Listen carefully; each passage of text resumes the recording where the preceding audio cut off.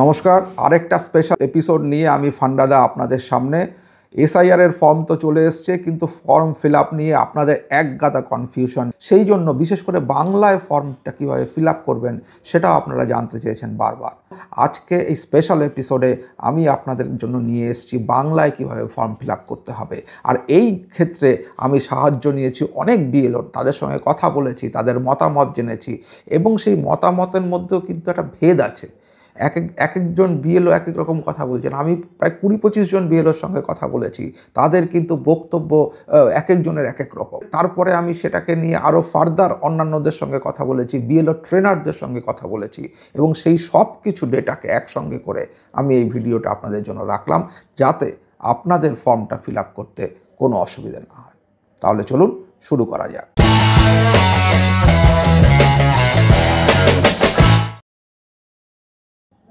আচ্ছা, form fill আপে দুটো জিনিস মাথায় রাখতে হবে। একটা হচ্ছে 2002-এ যাদের নাম নেই, আর আরেকটা হচ্ছে 2002-এ যাদের নাম আছে। এই দুটোরই ফর্ম ফিল আপটা আমি করে দেখিয়ে দিচ্ছি বাংলায়। আচ্ছা, এইটা হচ্ছে নেই, এই হচ্ছে নেই। নেইয়ে যেটা করতে হবে, প্রথমেই ফর্মের ওপরের দিকটায় দেখুন, এই জায়গা তো আপনাদের নাম প্রিন্ট করাই থাকবে। এই পোর্শনটায় আপনাদের নাম কিন্তু প্রিন্ট করাই থাকবে। এখানে যে জায়গায় আপনারা ভোট দেন বা তার সমস্ত ডিটেলসগুলো এখানে থাকবে, ক্রমিক সংখ্যা ইত্যাদি। এইখানে আপনাদের একটা কিউআর কোড দেওয়া থাকবে, যেটা এই কিউআর কোড এখানে আসবে। এখানে যে এক্সিস্টিং ফটো আপনাদের কাছে, আপনাদের যে এক্সিস্টিং ফটো রয়েছে আপনাদের ভোটার কার্ডে, সেই ফটোটা এখানে থাকবে। আর এই জায়গায় আপনাদের নিজেদের একটা ফটো লাগাতে হবে। এই জায়গায় আপনাদের নিজেদের একটা ফটো লাগাতে হবে। এই ফটোটা কিন্তু এখনকার ফটো হলে ভালো হয়। এটা কম্পালসারি নয়, কিন্তু দিলে ভালো হয়। আপনাদের নতুন ফটো আপনাদের ভোটার কার্ডে ছেপে আসবে। আচ্ছা, এইবারে হচ্ছে ফর্ম ফিল আপের নিচের পোর্শনটায় চলে আসছি। এইখানে হচ্ছে জন্ম তারিখ। যদি আপনাদের জন্ম তারিখ ভোটার কার্ডে উল্লেখ করা থাকে তাহলে তো ঠিকই আছে, যদি না থাকে তাহলে আধার কার্ড বা অন্য কোনো কার্ডের জন্ম তারিখই আপনারা এখানে বসিয়ে দেবেন। এরপরে হচ্ছে আধার নম্বর। এটা সম্পূর্ণ ঐচ্ছিক, আপনি চাইলে দিতে পারেন, না চাইলে না দিতে পারেন। এখানে আধার কার্ডের নাম্বারটা আপনাকে দিতে হবে। এরপরে আপনার মোবাইল নাম্বার এখানে দেবেন, আপনার যেটা মোবাইল নাম্বার, অর্থাৎ যার ফর্ম তার মোবাইল নাম্বার। এমন হতে পারে ফ্যামিলিতে একটাই মোবাইল নাম্বার আছে, সেই ক্ষেত্রে একটা মোবাইল নাম্বারই সবাই ইউজ করতে পারবেন। যদি ইন্ডিভিজুয়ালি মোবাইল নাম্বার থাকে তাহলে ইন্ডিভিজুয়াল মোবাইল নাম্বার দেবেন। এরপরে হচ্ছে পিতার নাম। পিতার বা অভিভাবকের নামও দিতে পারেন, তবে আমি সাজেস্ট করব সবসময় পিতার নামই দিন। যদি অসুবিধা না থাকে তাহলে সেই ক্ষেত্রে আপনার পিতার নাম, অর্থাৎ যার ফর্ম তার বাবার নাম, মানে আমার বাবার নাম, এরমভাবে আপনাকে দিতে হবে। আচ্ছা, এরপরে হচ্ছে বাবার ভোটার কার্ড নাম্বার, সেটা আপনাকে এরপরে দিতে হবে। বাবার ভোটার কার্ড নাম্বার অর্থাৎ এপিক নাম্বার যেটা আছে সেটা। এরপরে মায়ের নাম দিতে হবে। মায়ের যদি থাকে তাহলে মায়ের এপিক কার্ড বা ভোটার কার্ডের নাম্বার দিতে হবে। এরপর যদি আপনার বিয়ে হয়ে গিয়ে থাকে তাহলে এই দুটো কলাম ফিল আপ করতে হবে। আর যদি বিয়ে না হয়ে গিয়ে থাকে, বিয়ে না হয়, তাহলে পরে এই দুটো কলাম ফিল আপ করার দরকার নেই। এছাড়া যারা ডিভোর্সি বা এই ধরনের কেস যেগুলো রয়েছে সেগুলোর ক্ষেত্রে আমি আলাদা করে মহিলাদের ফর্ম ফিল আপটা বলে দিয়েছি। যদি কোনো কনফিউশন থাকে তাহলে ওটা দেখে নেবেন। আচ্ছা, এরপরে স্বামী বা স্ত্রীর নাম, যদি মানে আপনি হাজব্যান্ড হন তাহলে স্ত্রীর নাম দেবেন, যদি আপনি স্ত্রী হন তাহলে স্বামীর নাম দেবেন, সেটা এখানে ফিল আপ করবেন। এবং এরপরে স্বামী বা স্ত্রীর ভোটার কার্ড নাম্বার সেটা এখানে দেবেন। অর্থাৎ এই পোর্শনটা এইভাবে আপনাকে ফিল আপ করতে হবে। এইটা হচ্ছে 2025-এর এই টোটাল যে সেক্টরটা, সেটা হচ্ছে 2025-এর যে আপনাদের কার্ড রয়েছে, সেই 2025-এর কার্ড মানে ভোটার লিস্টের নাম অনুযায়ী বা আপনাদের অনুযায়ী এটাকে ফিল আপ করতে হবে। আচ্ছা, যদি এবার এখানে ডেট অফ বার্থের ব্যাপারটা একটু বলে দিই। ডেট অফ বার্থের ব্যাপারে যদি আপনার কাছে ডেট অফ বার্থের প্রমাণ থাকে, যেমন ধরুন ম্যাট্রিকুলেশন সার্টিফিকেট বা বার্থ সার্টিফিকেট, সেই ক্ষেত্রে ভোটার কার্ড মানে এখানে ডেট অফ বার্থটা আপনারা স্পেসিফিক্যালি মেনশন করবেন, যেটা এক্স্যাক্ট আপনার রয়েছে সেটা অ্যালং উইথ প্রুফ। আর যদি এই ক্ষেত্রে আপনার কাছে কোনো জন্ম তারিখের প্রমাণপত্র না থাকে, তাহলে যে সালটা আপনাদের লেখা রয়েছে আপনাদের এক্সিস্টিং কার্ডে, সেই সালের একটা ডেট ধরে, জানুয়ারি মাসের একটা ডেট ধরে বসিয়ে দেবেন। ও বসাতে পারেন, 1 থেকে 10-এর মধ্যে যে কোনো ডেট আপনি একটা বসিয়ে দিতে পারেন। সেটা কিছু করার নেই, কারণ যদি সেই সংক্রান্ত প্রমাণপত্র না থাকে তাহলে আর আলাদা করে তো কিছু বলার নেই। আচ্ছা, এবার এই পোর্শনটা ফিল আপ হয়ে গেল। এরপরে আমরা নেক্সট পোর্শনটায় আসব। নেক্সট পোর্শনে দেখুন, যদি এবারে হচ্ছে ধরে নেওয়া যাচ্ছে যে আমরা তো আগের পোর্শনেই বলেছি যে ধরে নেওয়া যাচ্ছে যে 2002-এ নাম নেই।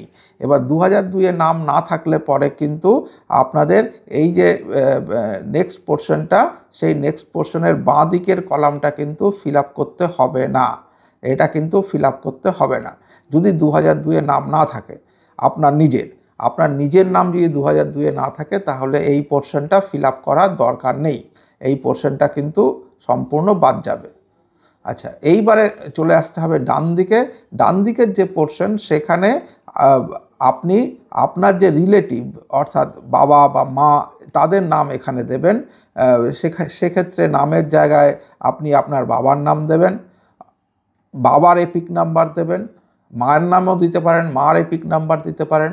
এবার এইখানে বাবার যে বাবা বা বাবার যে মা, তার নাম দেবেন, অর্থাৎ আমার বাবার নাম, মানে অর্থাৎ ঠাকুরদার নাম বা ঠাকুরমার নাম, সেটা এখানে দিতে হবে। তার সঙ্গে রিলেশন এখানে লিখতে হবে। এই বিষয় নিয়ে কিছু কনফিউশন আছে। এই রিলেশনটা কিন্তু এই দেখুন এখানে বলে দেওয়া হয়েছে যে যার নাম পূর্ববর্তী কলামে আছে বা শেষ এসআইআরে দেওয়া আছে, তার ডিটেল এখানে পূরণ করতে হবে। এবং সুতরাং এই সম্পর্কটা, অনেক বিএলও বলছেন যে এই সম্পর্কটা যার নির্বাচকের সঙ্গে অর্থাৎ আপনার সঙ্গে সম্পর্ক।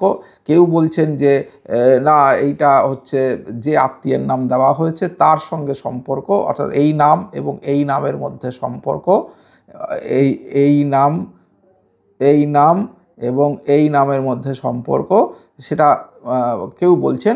এই বিষয়ে বিএলওদের মধ্যেও মতভেদ আছে।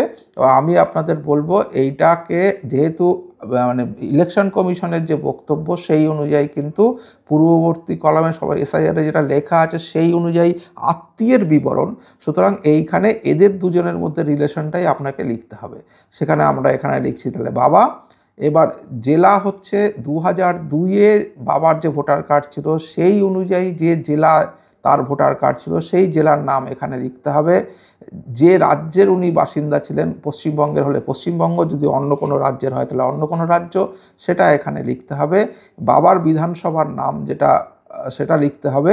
অর্থাৎ ওই 2002 অনুযায়ী কিন্তু এই পোর্শনটা পুরো, এই যে পোর্শনটা, এইটা পুরো ফিল আপ হবে কিন্তু 2002-এর অনুযায়ী।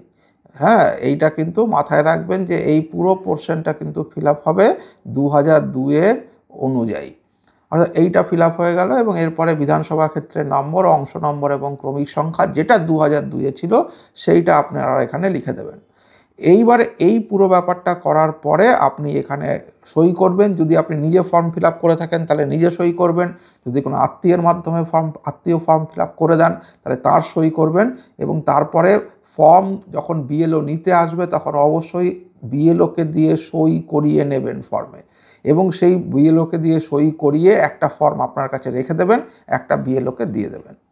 তাহলে এই পোর্শনটা হয়ে গেল। এরপরে আমরা আসছি যে 2002-এ নাম আছে তাদের ক্ষেত্রে কি হবে। তাদের ক্ষেত্রে বেসিক ব্যাপারগুলো প্রায় একই রকম থাকবে।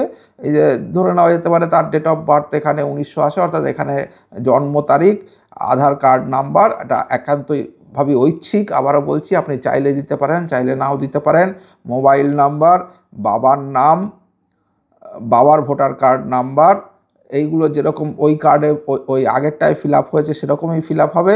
কিন্তু এই ক্ষেত্রে যেহেতু 2002-এর নাম আছে, সেই ক্ষেত্রে আমি দেখিয়ে দিচ্ছি যে কিভাবে করতে হবে। তাহলে এই পোর্শনটা ওরমভাবে ফিল আপ হয়ে গেল। যেটা আগে আমি দেখিয়ে দিয়েছি। এবারে আমি তার পরের পোর্শনটায় যাচ্ছি। সেই পোর্শনটা কিন্তু 2002-এর ক্ষেত্রে কিভাবে ফিল আপ করতে হবে। দেখুন এইখানে বলা আছে সর্বশেষ এসআইআরে নির্বাচক তালিকায় থাকা নির্বাচকের বিবরণ, অর্থাৎ আপনার যে 2002-এ নাম ছিল সেই নামটা এখানে লিখতে হবে।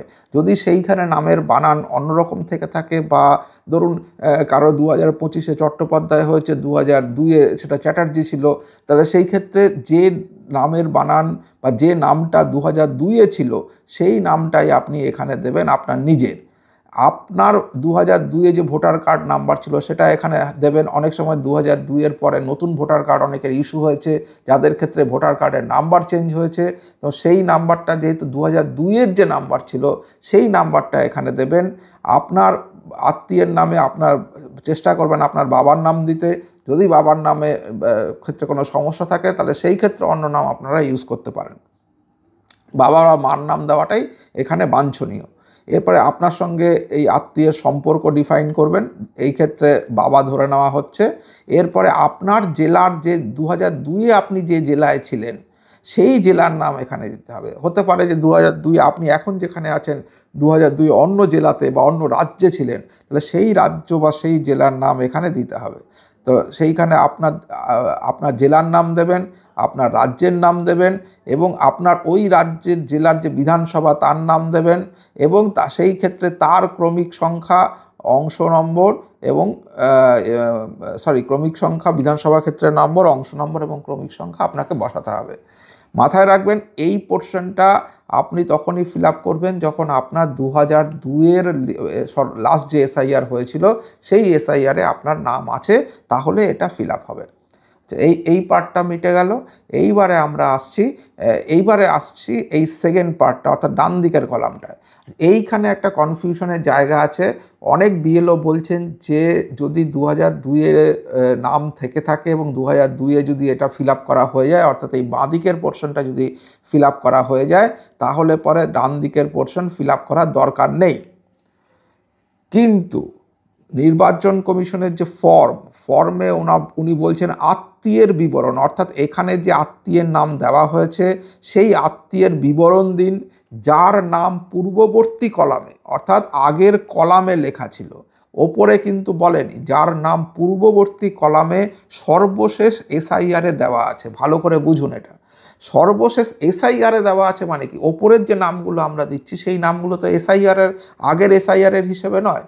উপরের পোর্শনটায় আমরা যে নামটা দিচ্ছি, অর্থাৎ উপরের পোর্শনের এই পোর্শনে কিন্তু আমরা 2025-এর হিসেব অনুযায়ী নাম দিচ্ছি, কিন্তু এই পোর্শনে এসে এটা চেঞ্জ হয়ে গিয়ে বলছেন যে পূর্ববর্তী কলাম মানে কিন্তু এই কলামের পূর্ববর্তী কলাম কিন্তু এইটা, অর্থাৎ এইখানে যে আত্মীয়ের নাম দেওয়া হলো সেই আত্মীয়ের বিবরণ যার নাম পূর্ববর্তী কলামে রয়েছে তার সর্বশেষ এসআইআরে যেটা দেওয়া আছে সেটা। এবার এসআইআরে দেওয়ারই কিন্তু এইটাই সেক্ষেত্রে ধরতে হবে, কারণ ওপরে যে জিনিসগুলো আমরা লিখছি, ওপরের যে পোর্শনটায় আমরা লিখছি, অর্থাৎ এই পোর্শনটায় এখানে কিন্তু আগের এসআইআরের ডেটা নয়, এটা কিন্তু এখনকার ডেটা।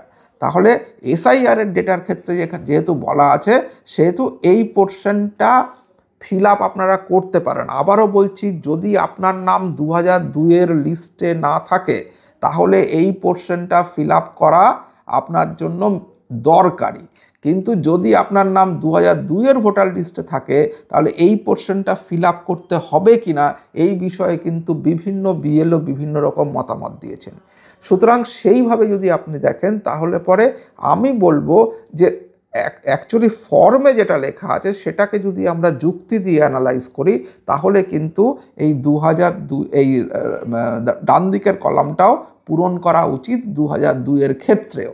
তবে ঝামেলা এড়ানোর জন্য আবার এটা ফিল আপ করতে হবে, সেই ঝামেলার জন্য আপনাদের 2002-এ নাম থাকলে এইটুকু নামও আপনারা এই জায়গাটুকু ফিল আপ করলেও আপনাদের চলবে।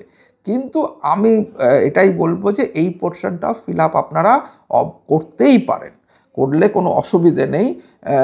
এবার তা সত্ত্বেও আপনারা এটা আপনাদের বিএলওর সঙ্গে জিজ্ঞেস করে নেবেন, কারণ আমি আপনাদের বলি, কারণ হচ্ছে আপনার যে বিএলও সেই বিএলও কিভাবে ব্যাপারটাকে দেখছে, কিভাবে বিশেষ করে এই সম্পর্কের জায়গাটা বা এখানে ফিল আপ করতে হবে কি না, উনি অনেক জায়গায় ফর্ম দিয়েছেন, 1200 লোককে ফর্ম দিয়েছেন, সেই ফর্মটা কালেক্ট করে উনি জমা দেবেন।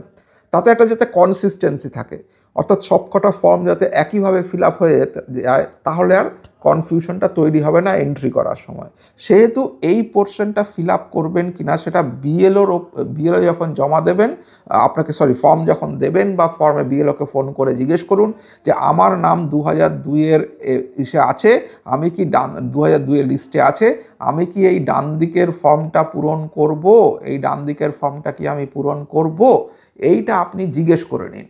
যদি উনি বলেন হ্যাঁ পূরণ করুন, তাহলে পূরণ করবেন। যদি না বলেন যে না পূরণ করবেন না, তাহলে করবেন না। কিন্তু যদি বলেন হ্যাঁ পূরণ করুন, সেই ক্ষেত্রে কি করতে হবে? সেই ক্ষেত্রে এই ডান দিকের নামটা আমি এবার দেখিয়ে দিচ্ছি। এই ডান দিকের নামের ক্ষেত্রে দেখুন ওই আগেরটাই আছে, সেই আমি যেটা ফিল আপ করেছিলাম এই পোর্শনটা, সেই পোর্শনটা অলরেডি আমি আগের স্ক্রিনে দেখিয়ে দিয়েছি, অর্থাৎ এই স্ক্রিনে দেখিয়ে দিয়েছি। এবার এই স্ক্রিনে আমি কিন্তু ওইটারই ডান দিকের জায়গাটা ফিল আপ করছি। সেক্ষেত্রে আপনার বাবার নাম, অর্থাৎ যেহেতু আপনি এখানে সম্পর্কে বাবা বলেছেন, বাবার ডিটেলস, এবার আমার বাবার নাম আসবে এইখানে 2002-এ যেরকম ছিল সেই রকম আসবে। এইখানে বাবার ভোটার কার্ড নাম্বার আপনি এখানে দেবেন। এবার বাবার আত্মীয়, অর্থাৎ বাবার বাবা বা বাবার মা, তার নাম এখানে দিতে হবে সেই ক্ষেত্রে, এবং তার সঙ্গে রিলেশন কি আছে, অর্থাৎ মানে আপনার বাবার সঙ্গে এই আত্মীয়ের নামের যে রিলেশন, সেখানে বাবা হলে বাবা, মা হলে মা, সেইটা আপনাকে এখানে দিতে হবে। বাবার 2002-এ যে জেলা ছিল ভোটার কার্ডের, সেই জেলার নাম এখানে দিতে হবে, সেই রাজ্যের নাম এখানে দিতে হবে, বাবার বিধানসভার নাম এখানে দিতে হবে, এবং বাবার বিধানসভার ক্ষেত্রে নাম্বার, অংশ নাম্বার এবং ক্রমিক সংখ্যা আপনাকে এখানে বসাতে হবে। কিন্তু আবারও আমি বলছি, এইটা বিভিন্ন বিএলও বিভিন্নভাবে ইন্টারপ্রেট করছেন, অর্থাৎ এক একজন বিএলও এক এক রকমভাবে বলছেন। সুতরাং ভালো করে তাদের জিজ্ঞাসা করে নিন তাদের সবার ক্ষেত্রে কি নিয়ম ইউজ করছেন। যে নিয়ম ইউজ করছেন সেই নিয়মই আপনি এখানে বলুন, তাহলে বা সেই নিয়মই আপনি এখানে পালন করুন। তাতে করে বিএলওর ক্ষেত্রে বা ডেটা এন্ট্রির সময় কনফিউশনের জায়গা থাকবে না। কিন্তু যদি আপনি ফর্মে যে ইলেকশন কমিশনের বক্তব্য যদি দেখেন, তাহলে কিন্তু ইলেকশন কমিশন বলছে যে এই নামটা এখানে এইখানে যাকে আত্মীয় বলা হবে, সেই আত্মীয়ের বিবরণ, যার নাম পূর্ববর্তী কলামে আছে, তার ডিটেলটা এখানে পূরণ করার কথা। কিন্তু তা সত্ত্বেও বিএলওকে জিজ্ঞেস করে নেবেন, তাহলে আর কোনো কনফিউশনের জায়গা থাকবে না। তাহলে আমি দুটো ফর্ম ফিল আপই আপনাদের দেখিয়ে দিলাম, অর্থাৎ যাদের 2002-এ নাম আছে তাদেরটাও দেখালাম, যাদের 2002-এর ক্ষেত্রে নাম নেই তাদেরটাও দেখালাম। এবং সেই ক্ষেত্রে আপনাদের আবারও বলছি, বিএলওকে ওই ব্যাপারটা আরেকবার আপনাদের জন্য জিজ্ঞাসা করে নেবেন, কারণ বিএলওদের এখানে মতভেদ রয়েছে। কোনো বিএলও বলছেন যে এটা দিতে হবে, কোনো বিএলও বলছেন এটা দিতে হবে না। সুতরাং আপনার বিএলও যেটা বলবে আপনি সেভাবেই চলুন, তাহলে পরে আর কোনো কনফিউশনের জায়গা থাকবে না। সবাই একই রকম ফর্ম সেক্ষেত্রে সাবমিট করবে, ডেটা এন্ট্রি করতে অনেক বেশি সুবিধা হবে, ম্যাপিং অ্যান্ড ম্যাচিংয়ের ক্ষেত্রেও অনেক বেশি সুবিধা হবে। তো মোটামুটিভাবে এই হলো ফর্ম ফিল আপ। আচ্ছা, আপনাদের এই টোটাল ডিটেলটা বলে দিলাম। এর পরেও যদি কোনো কোয়ারি থাকে, যদি কোনো কোশ্চেন থাকে, যদি কোনো কনফিউশন থাকে, তাহলে প্লিজ কমেন্ট করে জানান। যদি